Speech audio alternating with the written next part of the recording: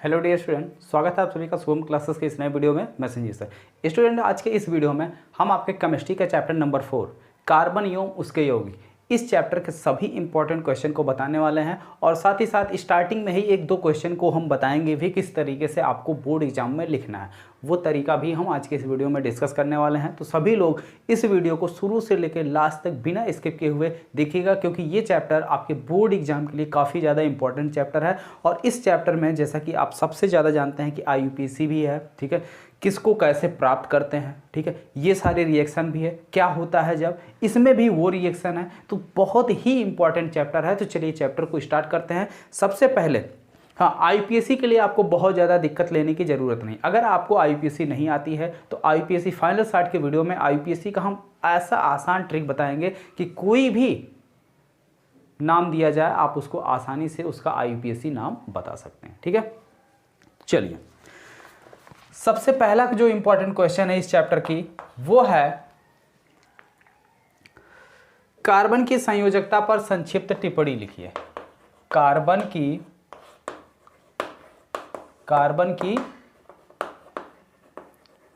संयोजकता पर संक्षिप्त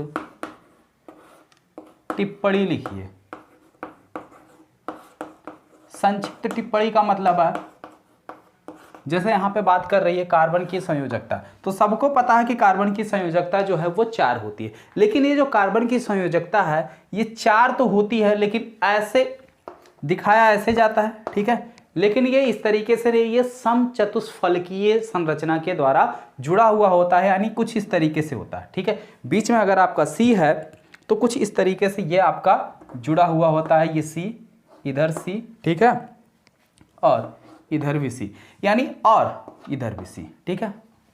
sorry, hydrogen होता भाई, ठीक है, कोई भी एलिमेंट जुड़े कोई दिक्कत नहीं है।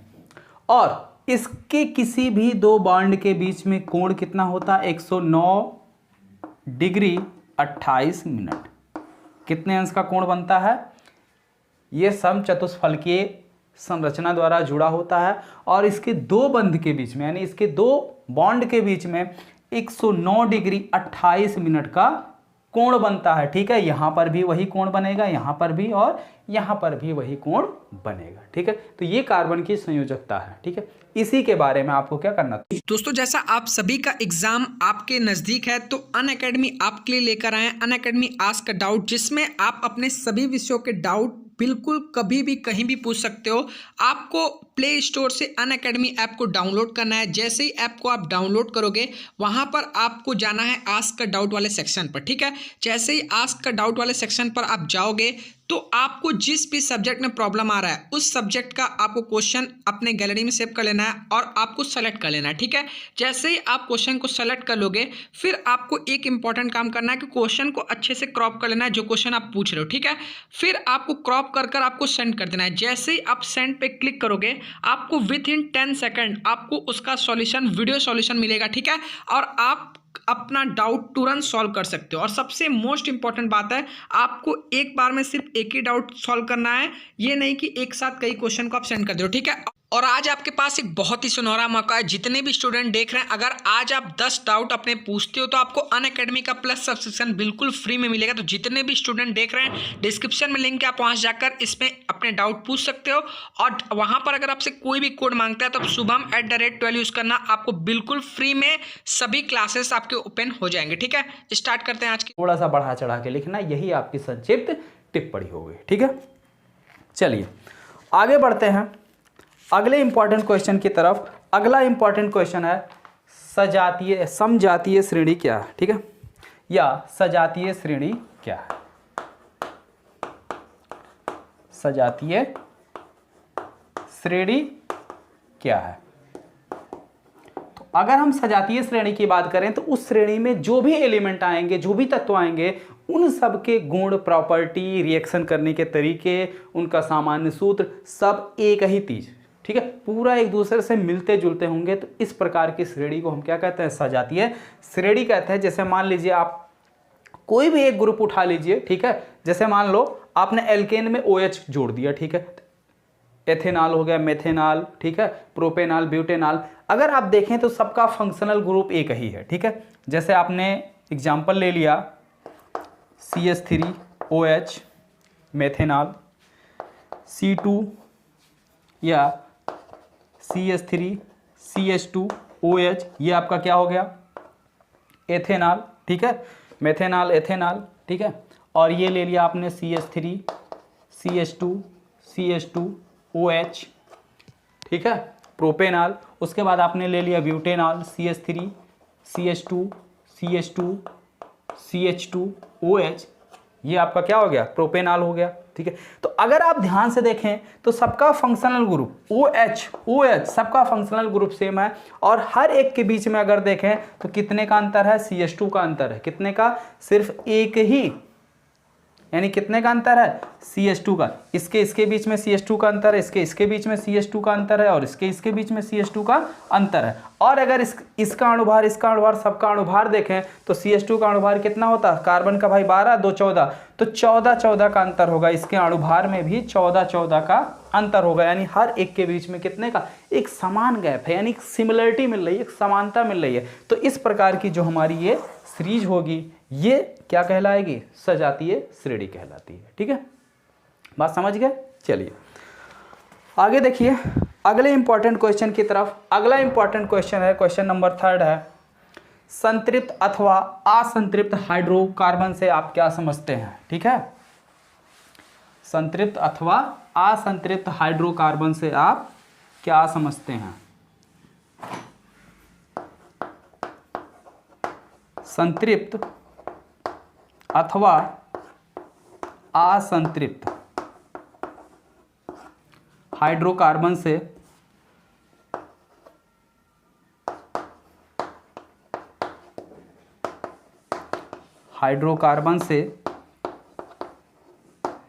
आप क्या समझते हैं, या संतृप्त अथवा असंतृप्त हाइड्रोकार्बन पर संक्षिप्त टिप्पणी लिखिए।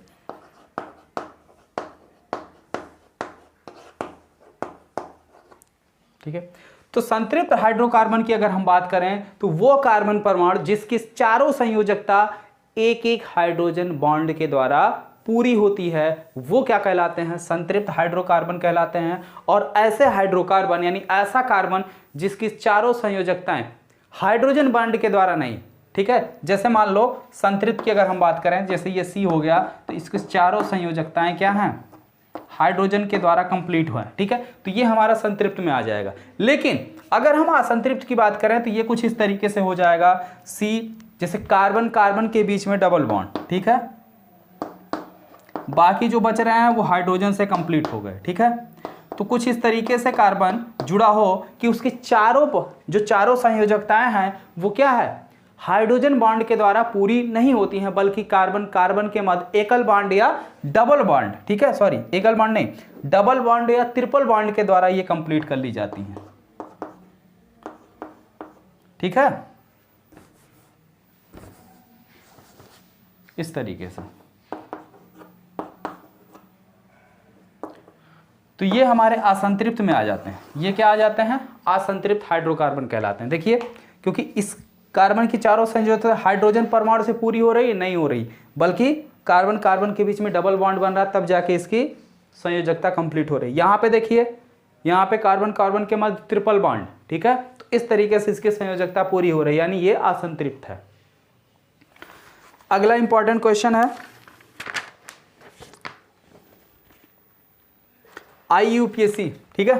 तो यौगिकों के आपके IUPAC नाम याद होने चाहिए, इसमें कोई दिक्कत। IUPAC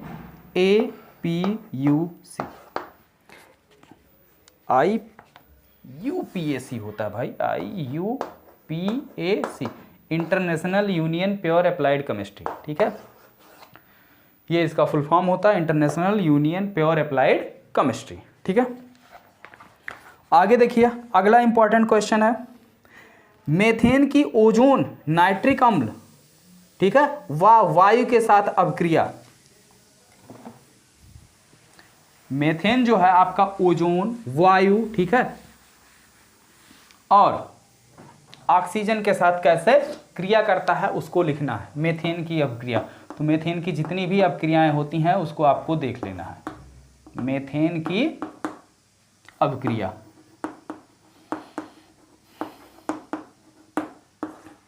क्वेश्चन नंबर 5 है। क्वेश्चन नंबर 6 है, संरचना सूत्र, यौगिकों का संरचना सूत्र, यौगिकों का संरचना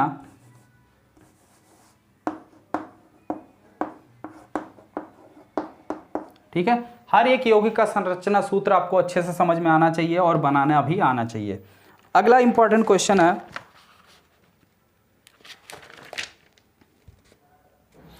एथिलीन प्राप्त करने की विधि का वर्णन कीजिए। एथिलीन प्राप्त करने की विधि का वर्णन कीजिए।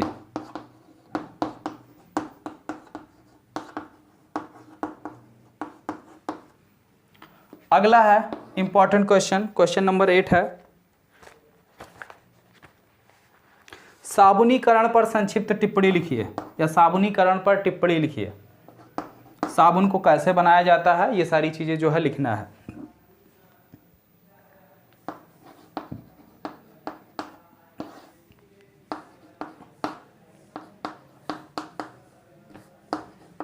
साबुनीकरण पर टिप्पणी लिखिए। अगला है क्वेश्चन नंबर 9,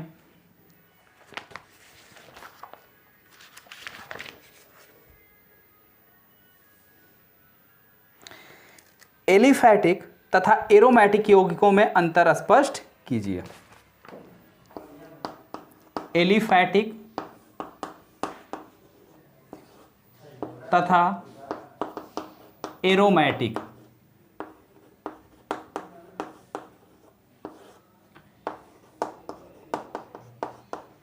यौगिक किसे कहते हैं?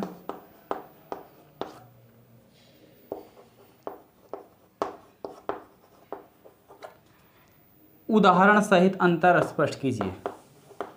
उदाहरण सहित अंतर स्पष्ट कीजिए।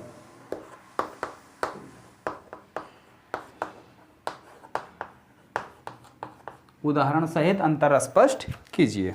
ठीक है। अगला क्वेश्चन है क्वेश्चन नंबर 10, एथिल एल्कोहल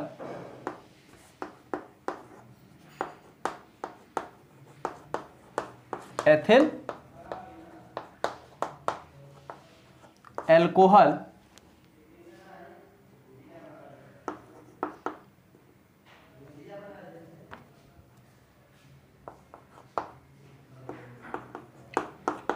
बनाने की विधि व इसके रासायनिक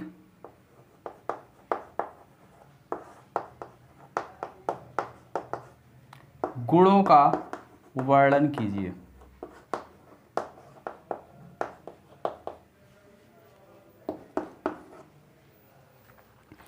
अगला है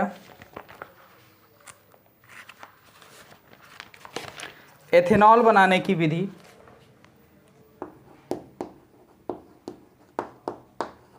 एथेनॉल बनाने की विधि व इसके रासायनिक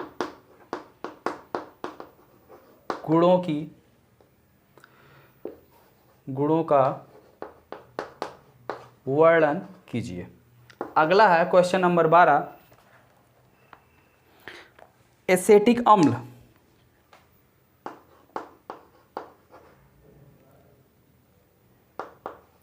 एसेटिक अम्ल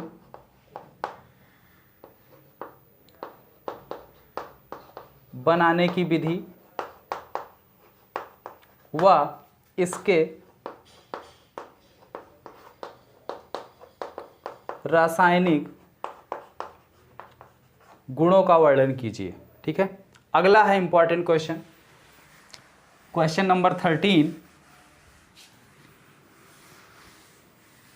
ये सारे क्वेश्चन जो है आपके बोर्ड एग्जाम के लिए काफ़ी ज़्यादा इंपॉर्टेंट क्वेश्चन है, ठीक है।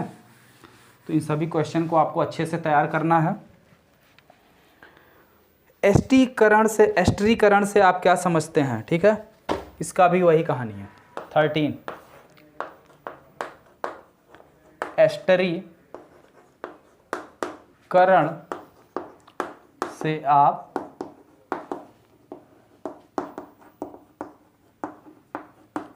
क्या समझते हैं, ठीक है। तो ये इतने क्वेश्चन जो है इस आपके चैप्टर नंबर 4 यानी कि कार्बन और उसके यौगिक के इंपॉर्टेंट क्वेश्चन थे। और कल के वीडियो में हम आपको केमिस्ट्री में ये भी बता देंगे कि कौन कौन सी चीज़ें अब आपको नहीं पढ़नी है, ठीक है। मैक्सिमम लोगों को अभी ये क्लियर नहीं होगा कि क्या क्या सिलेबस से हटा है, तो वो सारी चीज़ें कल के वीडियो में मैं आपको बता दूंगा। तो आज की वीडियो में ये जितने भी इंपॉर्टेंट क्वेश्चन मैंने आपको लिखवाए हैं, ये सारे क्वेश्चन आप लोग अपनी जो भी नोट्स आपने तैयार किया होगा या हिमांशु सर ने जो कुछ भी आपको केमिस्ट्री में पढ़ाया होगा उसके अकॉर्डिंग आप इसको अच्छे से तैयार कर लीजिए। और जैसे ही जब हम इसका फाइनल शॉट स्टार्ट करेंगे फिर आपका रिवीजन हो जाएगा और सारी चीज़ें बिल्कुल अच्छे से क्लियर हो जाएंगे, ठीक है। जब आप एक बार अच्छे से पढ़े रहेंगे तो रिवीजन क्लास में जहाँ भी आपको डाउट रहेगा आप तुरंत पूछ सकते हैं। जब आप पढ़े ही नहीं रहेंगे तो जो चीज़ें हम बताएंगे फिर आप उसको पढ़ेंगे, फिर आपका डाउट आएगा तो आप कितना पीछे निकल जाएंगे, ठीक है। फिर हो सकता है पुरानी वीडियो के कमेंट्स हम रीड करें या ना करें, फिर ये दिक्कत आ जाती है। क्योंकि वीडियो आज पढ़ी तो आज उसके सारे कमेंट्स हम रीड कर लेते हैं, ठीक है। जिस दिन वीडियो लाइव चलता है उस दिन उसके सारे कमेंट देखे जाते हैं।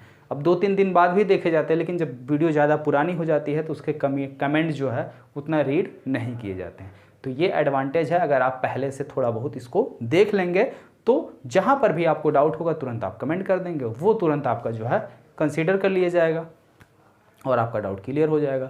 तो इस तरीके से सभी लोग हमारे साथ जिस तरीके से आपकी तैयारी करवाई जा रही है उसी तरीके से तैयार करते चलिए। पूरी तैयारी आपके बोर्ड एग्जाम तक, यानी जब तक आपका पेपर आएगा तब तक आप पूरी तरीके से बेहतर एकदम कंप्लीट तैयार हो जाएंगे, ठीक है। तो मिलते हैं फिर नेक्स्ट वीडियो में अगले चैप्टर यानी तत्वों का वर्गीकरण, जो कि आपके केमिस्ट्री का लास्ट चैप्टर है। उसके भी इंपॉर्टेंट क्वेश्चन के बाद फिर फाइनल शॉट स्टार्ट, ठीक है।